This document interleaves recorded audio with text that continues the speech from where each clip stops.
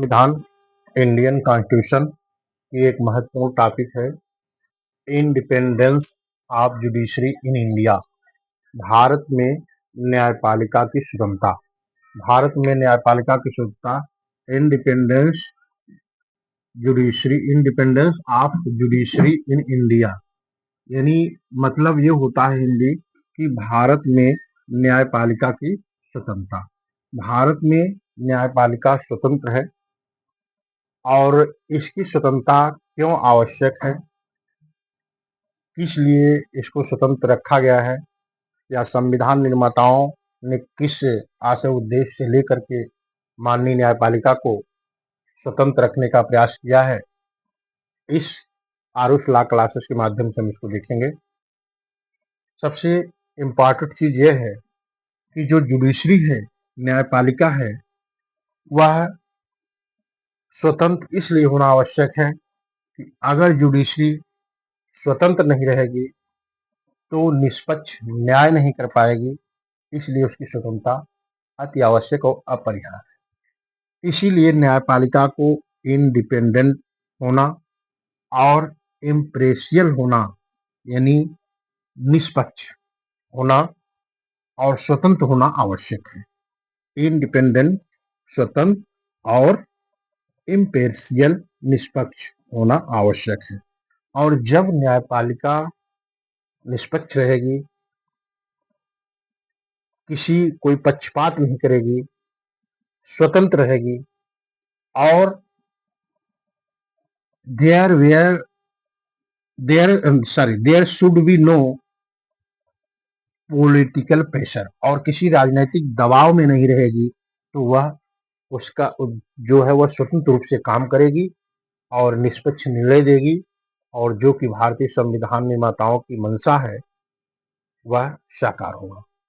तो इसलिए यहाँ आवश्यक है कि सबसे पहला इंट्रोडक्शन के रूप में हम देखेंगे कि भारत की जो न्यायपालिका है वो भारतीय संविधान का संरक्षक है, मूलभूत अधिकार, नागरिक के मूलभूत अधिकारों का संरक्षक है।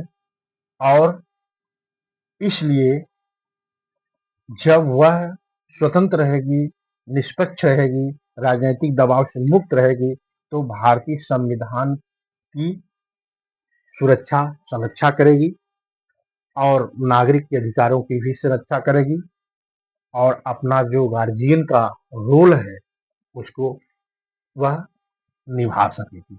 इसीलिए न्यायपालिका की स्वतंत्रता अति आवश्यक है, अपरिहार्य है।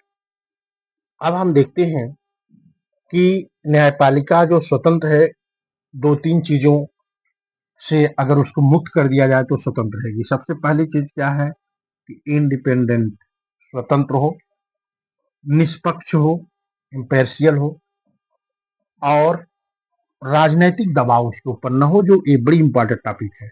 अगर किसी राजनीतिक दबाव से मुक्त होगी, यानी राजनीतिक प्रेशर नहीं होगा, तो वह स्वतंत्र और निष्पक्ष रूप से काम करेगी। ठीक है। और जब वो स्वतंत्र निष्पक्ष रूप से काम करेगी तो जो निर्णय होगा, जो न्याय होगा, वह संविधान की मंशा के अनुरूप होगा।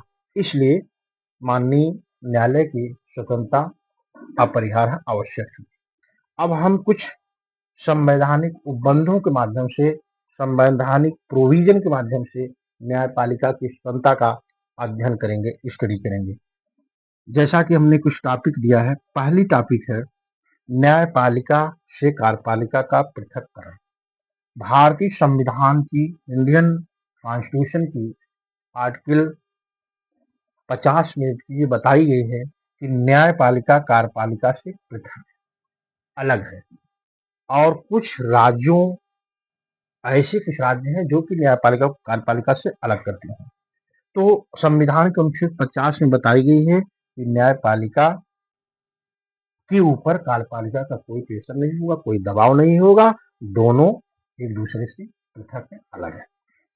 दूसरी टॉपिक है न्यायाधीशों की पदावधि की संरचना, अनुच्छेद 124।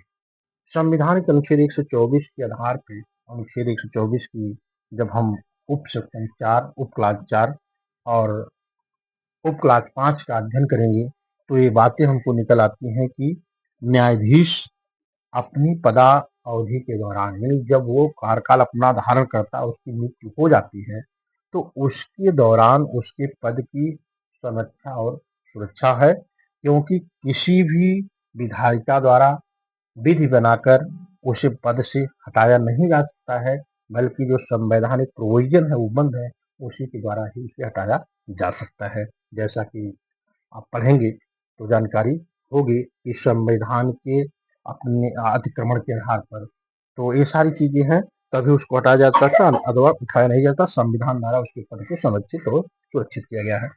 अब बातें आती हैं वेतन और भत्ते की। न्यायाधीशों के जो वेतन और भत्ते होते हैं, वो विधायिका के सिस्टम से अलग है। वो भारत की संचित निधि से दिए जाते हैं। भारत का एक संचित निधि होता है, उस संचित निधि से उसको वेतन भत्ता दिया जाता है, और उसके कार्यकाल के दौरान ये जो पद पर है, तो उसके वेतन भत्ते को कम भी नहीं किया जा सकता है। एक ही कंडीशन होती है अपवाद रूप में, जब आपातकालीन व्यवस्था, आपातकालीन उपबंध लागू हो, इमरजेंसी लागू हो, देश पर कोई संकट हो, खतरा हो, वित्तीय आपात हो, तो उसी समय कम किया जा सकता है, अदरवाइज नहीं किया जा सकता है। तो इस प्रकार से उसके वेतन भत्ते वो संचित निधि पर आधारित है, विधायिका से परे रखा गया है। ठीक है, कि विधायिका ताकि उसको प्रेशर न बना सके, इसलिए ऐसी व्यवस्था दी गई है। अब चूंकि आता है अगली टॉपिक, संसद उच्चतम न्यायालय की अधिकारिता को कम नहीं कर सकती है। संसद माननीय न्यायालय की जो अधिकारिता है, उच्चतम न्यायालय की जो अधिकारिता है, उसको विधि बना के कम नहीं कर सकती है, लेस नहीं कर सकती है, बल्कि उसका इंक्रीजमेंट कर सकती, बढ़ा सकती है, लेकिन कम नहीं कर सकती है। अगली टॉपिक है न्यायाधीश अपने कर्तव्य पालन के दौरान, यानी न्यायाधीश जब अपने कर्तव्य पालन के दौरान कोई कार्य करता है, तो उस कार्यों के संदर्भ में या उसके आचरण के संबंध में अनुच्छेद 121 के तहत बताया गया है कि संसद में परिचर्चा पर प्रतिषेध है। जब अपने पदी कर्तव्य के दौरान न्यायाधीश जज अपने पदी कर्तव्यों के निर्वहन में कोई कार्य करता है, तो उसके कार्य और उसके कंडक्ट के संबंध में संसद में चर्चा परिचर्चा नहीं की जाएगी, चर्चा से परे है। अगली जो टॉपिक है अवमानना प्रदंड। यहाँ दो चीजें हम देखेंगे। अनुच्छेद हमने लिखा है 129 और 215, यानी अनुच्छेद 129 के तहत माननीय उच्चतम न्यायालय अभिलेखी न्यायालय है, रिकॉर्ड न्यायालय है, और वह अपने अवमानना के लिए दंड देने की शक्ति रखता है। और अनुच्छेद 215 के तहत माननीय उच्च न्यायालय अभिलेखी न्यायालय है, रिकॉर्ड न्यायालय है, और अपनी अवमानना के लिए दंड देने की शक्ति उसे ही दी गई है।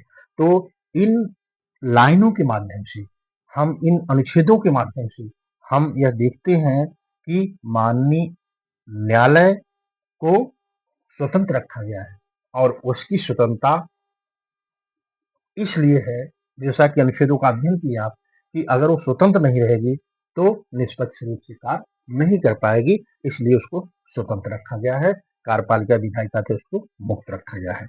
अब आते हैं एक केस के माध्यम से देखेंगे। एसपी गुप्ता वर्सेस भारत संघ की केस है, AIR ऑल इंडिया रिपोर्ट 1982 की केस, 1982। एससी माने सुप्रीम कोर्ट। इस केस के माध्यम से माननीय उच्चतम न्यायालय ने बताया इस केस में कि न्यायपालिका की स्वतंत्रता भारतीय संविधान का आधारभूत ढांचा है, बेसिक स्ट्रक्चर है। न्यायपालिका स्वतंत्र हो, यह भारतीय संविधान का आधारभूत ढांचा है। इस केस में माननीय उच्चतम न्यायालय ने कहा, और ये भी कहा कि 368 की जो अनुच्छेद 368 में संसद को संविधान अमेंडमेंट करने की, संशोधन करने की शक्ति दी गई है, उस शक्ति का प्रयोग कर करके भी वह न्यायपालिका की स्वतंत्रता को समाप्त नहीं कर सकता है, क्योंकि न्यायपालिका की स्वतंत्रता भारतीय संविधान का आधारभूत ढांचा है। और यह इसलिए है क्योंकि संविधान देश की सर्वोच्च विधि है, और संविधान देश की सर्वोच्च विधि है, इसलिए जो है इस सर्वोच्च विधि को संरक्षित, सुरक्षित और संरक्षित करने का जो कर्तव्य है, वो न्यायालय का है। और इसलिए टाइम टू टाइम न्यायालय जो है अपने निर्णय के माध्यम से ये बताती रहती है कि भारतीय संविधान का आधारभूत ढांचा क्या है। तो इसमें इसने कहा कि भारत की न्यायपालिका की स्वतंत्रता भारतीय संविधान का आधारभूत ढांचा है और इसे संसद अमेंडमेंट के द्वारा समाप्त नहीं कर सकती।